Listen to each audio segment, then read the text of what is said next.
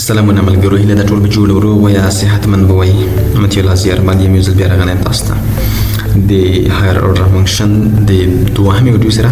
په تېره ویډیو کې موږ زده کړل چې هایر order فنکشن یو بل فنکشن د ارګومنټ په حیث یا از ان ارګومنټ اخلي که نه، خو هایر order فنکشن یوازې همدا کار نه کوي. دوهمه ځانګړتیا یې دا ده چې یو فنکشن چې کوم دی بیرته ریټرن کولی هم شي، یعنې کله چې یو فنکشن اجرا شي د عادي ویډیو پر ځای یو بل فنکشن درکوي. د دې نه مطلب څه دی؟ ګورئ زه تاسو ته یو عادي مثال درکوم. موږ تاسو اوټر فنکشن لرو، صحیح ده، او بله هم انر فنکشن لرو. انر فنکشن لرو، په انر فنکشن کې سوري exit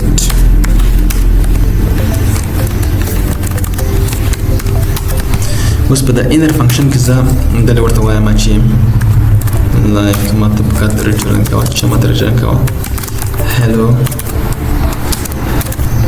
hello python، صحیح ده، hello python ریټرن کوه.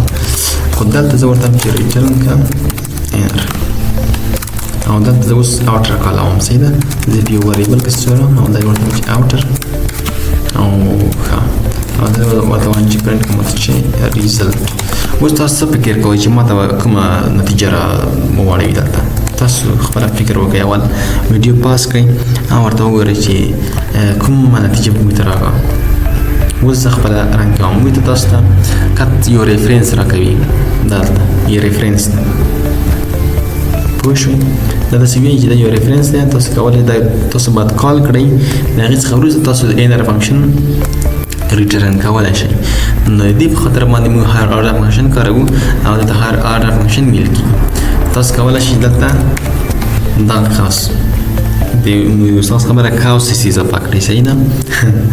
دلته کله چې تاسو رن کړئ تاسو یې هیله پایتون، هغه پایتون فنکشن د انر فنکشن تاسو ریټرن کړه، یعنې یو فنکشن کولی شي بله فنکشن ریټرن کړي. از ارګومنټ خو موږ زده کړل، اوس ریټرن کول موږ زده کړل چې څنګه ریټرن کولی شي. یا که تاسو دننه ورته اخلئ، تاسو دلته ورته وایئ چې ماته پرنټ کړه اوټر په دې ډول سره. اوس که چېرې تاسو رن کړئ تاسو ته بیا په هماغه ډول یو ریفرنس درکړي په دې ډول سره. خو دلته که تاسو یو بل دوه نور پرانتیس ورته واچول او تاسو یې رن کړئ، بیا موږ تاسو نتیجه ولیده چې هلو پایتون په دې ډول سره. نو دې ته ویل کېږي یو فنکشن بله فنکشن څنګه ریټرن کولی شي. د ډېر مهم کانسیپټ دی، تاسو خامخا دا زده کړئ تر څو په راتلونکي کې تاسو په دې کار وکړئ، او بل هم چې تاسو د هغه سره بلد شئ د ماپ او فلټر او همداسې نورو سره، صحیح ده. نو هیله ده چې پوه شوي یې، صحیح ده. نو په راتلونکي ویډیو کې مو تاسو بیلټن هایر order فنکشن ویو چې کوم ماپ دی او فلټر ده او همدارنګه سورټډ ده. کله چې تاسو هغه ووایئ او بیا به تاسو کوم پروګرامینګ لاجیک زیات قوي شي او بیا په راتلونکي کې تاسو هر څه په اسانۍ سره حل کولی شئ. نو مننه ویډیو کتلې مو، که ویډیو مو خوښه شوې وي ملګرو سره شیر کړئ، چینل سبسکرایب کړئ، او زموږ د چینل نوم FreeCodeHubPS په نوم باندې دی.